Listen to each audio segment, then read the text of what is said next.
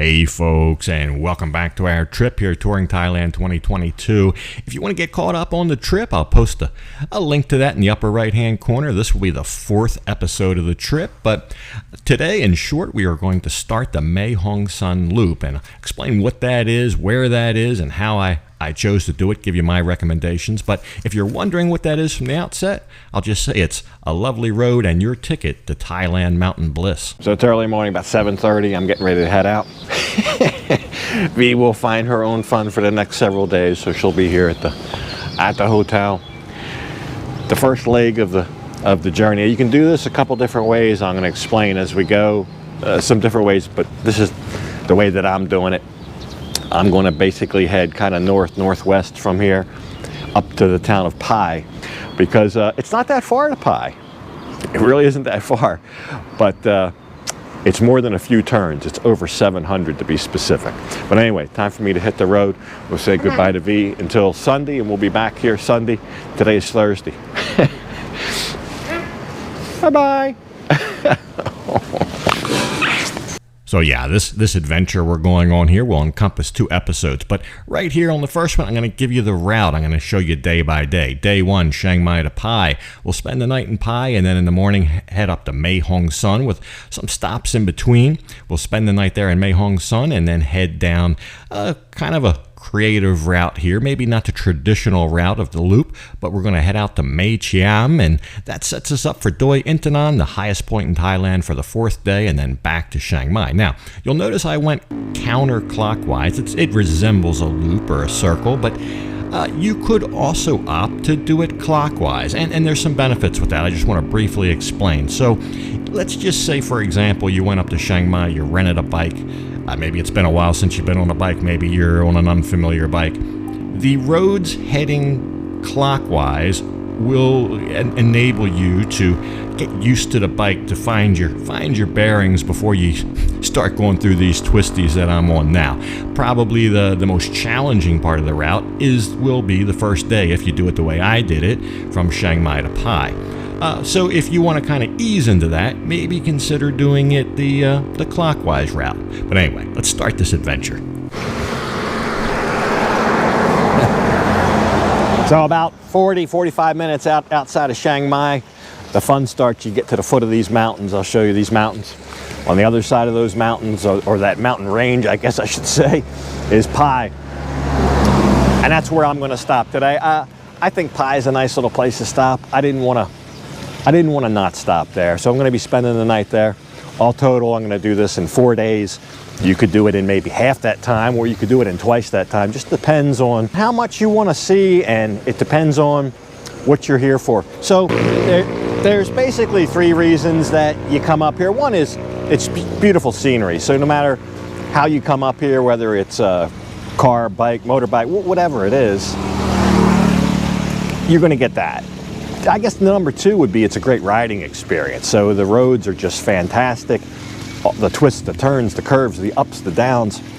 So it's a great riding experience.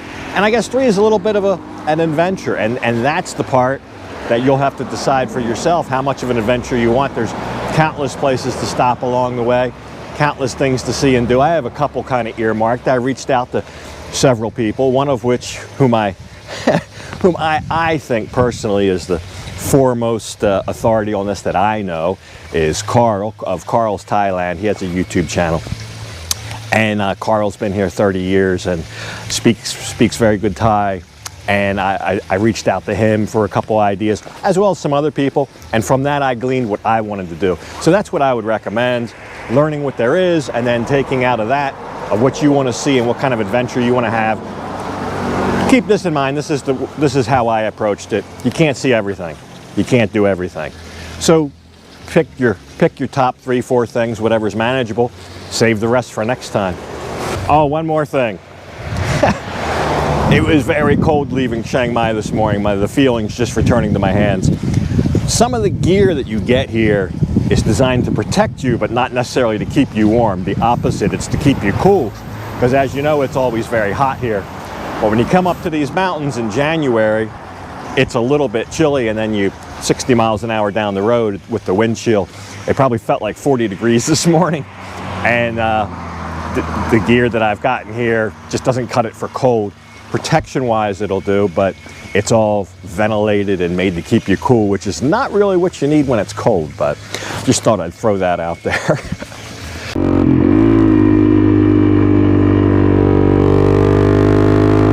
So I'm going to show you something else that you'll probably encounter here. Keep in mind, a lot of this we're up close to the Burmese border, and checkpoints, these are called checkpoints, they're quite common. Now, there were many checkpoints along the route. I couldn't even count them all, but most of them, I'd say 80 to 90%, were unmanned. This is an example of a manned checkpoint. You'll usually have either Thai police or army or a combination of both. But anyway, usually they just wave you right through. They're looking for people smuggling and things, and obviously I'm not really doing that on my bike. I think that's apparent.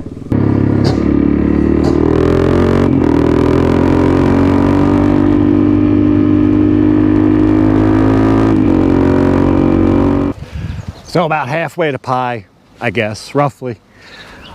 Wow. Ride of my life though today. I loved it. It's beautiful. No problem passing cars. It's a good road, great road. Just great fun. I kind of wish I would have did it before. You know, I'm able to use every gear on my bike. I think with my touring bike, I never would have got out of third gear though. It's a lower speed run. So if you're like the high-speed sweeping curves and that kind of thing, it's not really that. It's basically, I don't know, 40 mile an hour, something like that. Pretty much an average. I guess you would average about 40 miles an hour. It's not like being out between Petchpoon and Phitsanulok on 12 there. That's more high-speed sport bike paradise. Not that a sport bike wouldn't be fun here, but not really a requirement. I think whatever you feel comfortable on, I think whatever you like riding, your enjoyment will go up tenfold on this run out to Pai. So I guess just ride what you enjoy riding. Okay, so look, yes, it's a beautiful ride. It's an amazing ride. But I would be remiss if I did not mention the danger. It's also a dangerous ride. Here, check this out. This kind of thing happens. Gotta watch the trucks especially. My whole lane was taken away, so be careful.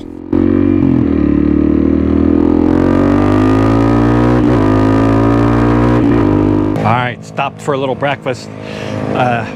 Noodle soup. I tell you this, two things.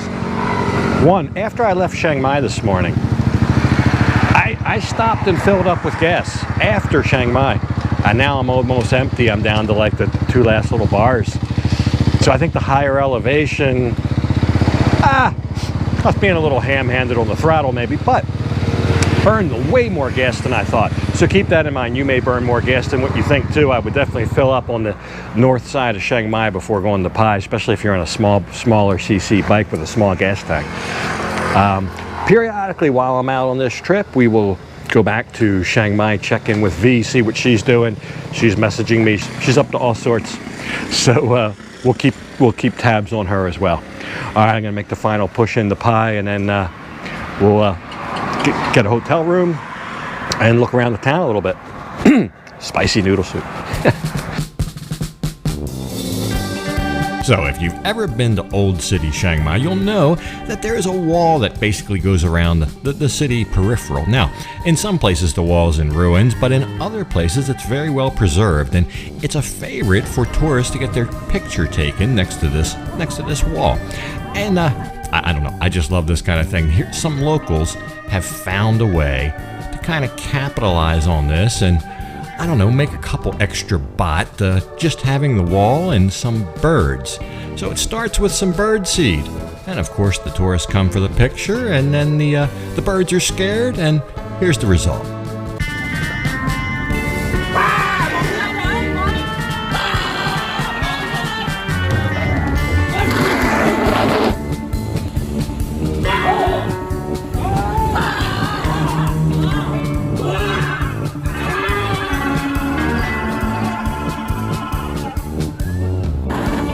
Yeah, if you're ever in Old Town Chiang Mai, stop and get a pigeon picture.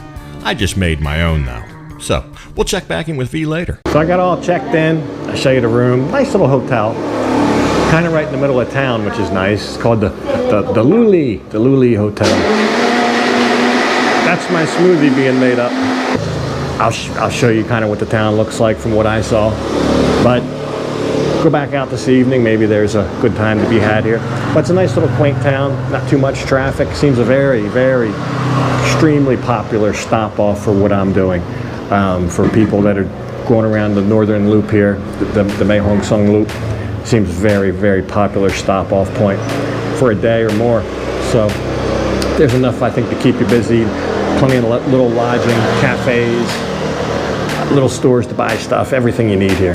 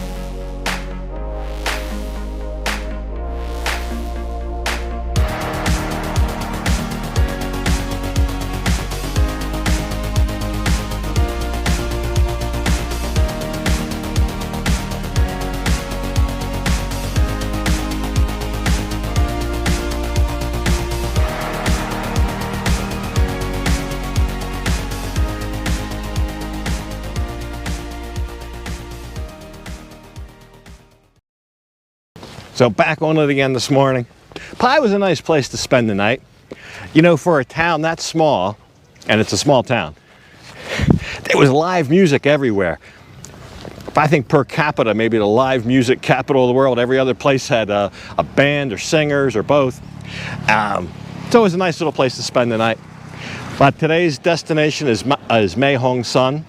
Mae Hong Son with a stop in between, hopefully, if they're not closed.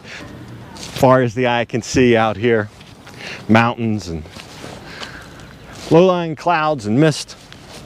I met a couple young ladies that took my picture up here. I think yesterday what I was trying to say and I didn't articulate well was on this bike up here doing this route, I can wring this bike out up here. I can give it all it's got.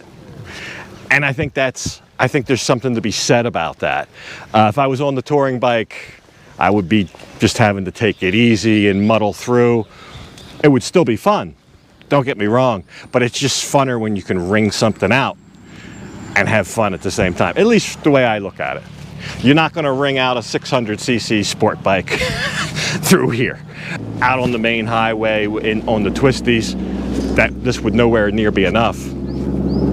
But through here, I think it's perfect. I think it's perfect having the time of my life on it. So I'm glad I waited to do it on this instead of my touring bike.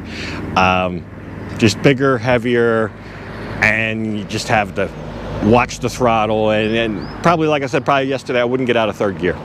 So we will continue and see what lies on the road ahead, but beautiful up here. It was colder this morning starting out than yesterday morning. Pai was ice cold this morning, at least that's how it felt. And the first couple miles until I got up into the hills and started having fun, I forgot about the cold. And then you find these nice little viewpoints with the sun beating down, and I feel hot right now. So time to get back on the bike and get some of that cool air.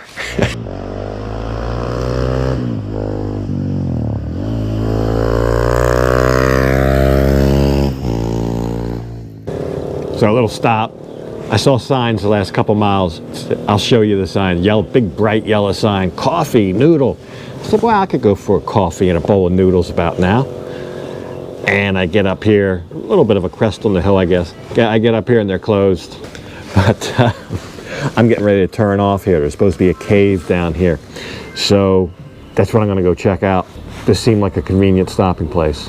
So, you know, this wouldn't be a bad place to stay. It's out in the middle of nowhere, but beautiful scenery, and they do have food and everything. It'd be quiet, probably be quiet as a mouse at night, but cold. Keep that in mind as well. Nobody has heat here. The cars don't even have heat. I don't have heat in my, you don't need it generally. But up here, in certain circumstances and certain times of the year, some heat would actually be nice. You don't have it.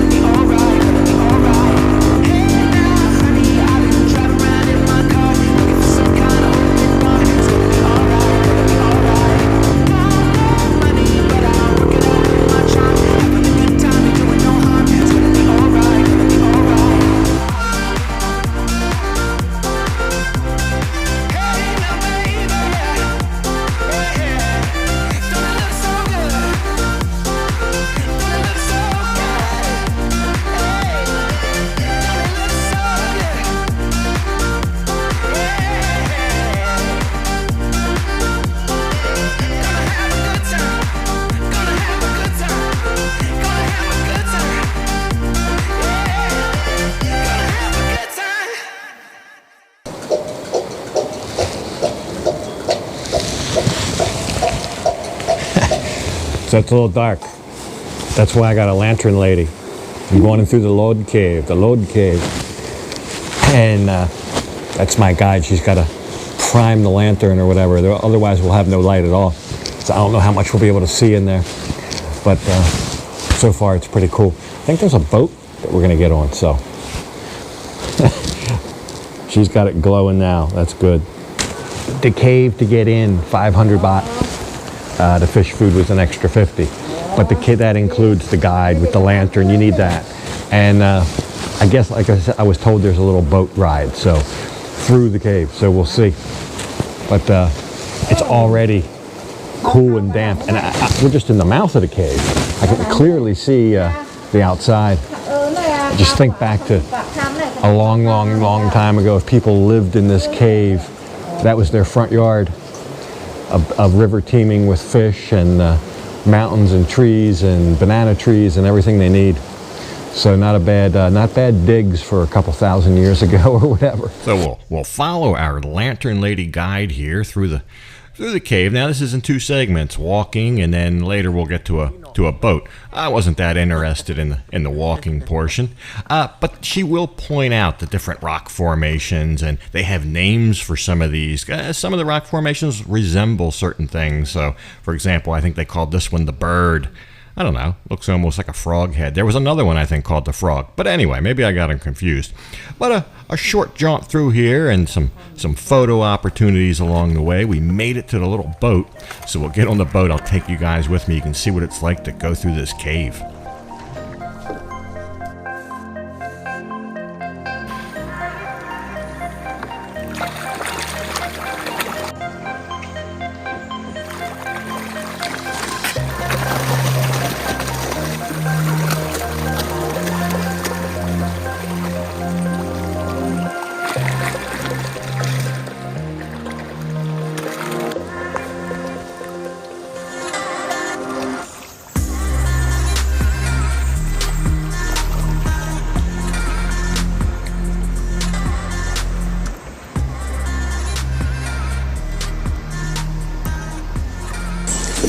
So we walk through the cave a little bit, and there's pretty typical cave stuff to see. But you get to a point, and they've got these small boats. They're no more than about, I don't know, 18, 20 inches across. They got little benches for you to sit at. I'll show you. There's one. There's a little bench. And you've got the oarsmen up there. And the entire time, they get these huge, they look like carp to me. Huge carp, they'll follow the boat. That's where I had the lantern lady throw out the fish food. They went nuts for it, but I could literally reach in and touch the fish. They're swimming right next to the boat, big lunkers. The whole time, I don't know if it'll come out on microphone, the whole time you can hear bats overhead. The ceiling must be, I don't know, 40, 50 feet right here above this creek that runs through the cave. And you have this dusk, damp, basement-y type smell. But I really just wanted to come in for the boat ride. You can go up, there's another place in the cave you can go up. But it looked like about 50 million stairs. And I'm just happy sitting on the boat being oared through. Oh, the water is ice cold, by the way. I put my hand in the water to touch the fish. Ice cold water. I guess which is to be expected. The sun never hits it here. Deep inside a cave. It felt like ice water. Which I guess is why these carp live in here, not any of the other tropical type fish that you find in the fresh waterways. But I guess they'll oar us back, and then that'll be it. But probably, the last cave I went in was 400 baht, and it was a walking tour, and it was so hot. This one's rather cool inside, and you get the boat ride, so I give this cave 2 thumbs up. So there you go, a load cave. That's one of the choices I made of places to stop on the loop here. There are many, many other ones. You know, you pass some of these, and I'm thinking, oh, maybe I should stop. Maybe that would be something cool. And then I start thinking, you know what's cool is what I'm seeing right now behind the behind the handlebars of the bike going through these mountains. That was cooler than any stop I could make. But you'll want to stop along the way. You could pick one. This would be a good one anyway. We have a birthday today. Joe in Somerset, UK. Happy birthday, Joe. Your brother Peter put me up to that. But anyway, we're only about halfway through our Mae Hong Son Loop here in northern Thailand, so we will continue that the next episode. The lantern lady was great there. I don't know if you're supposed to tip her or not. I just felt, I don't know, I felt maybe a tip was in order. I saw her pay the boat guy 100 baht, so he gets 100 of the 400. I gave her 100 baht tip. Not sure if you're supposed to, but anyway, it was a very memorable experience. But I'm gonna have to go ahead and leave this one off right here. And as usual, I'll thank you for watching. And until next time, bye for now.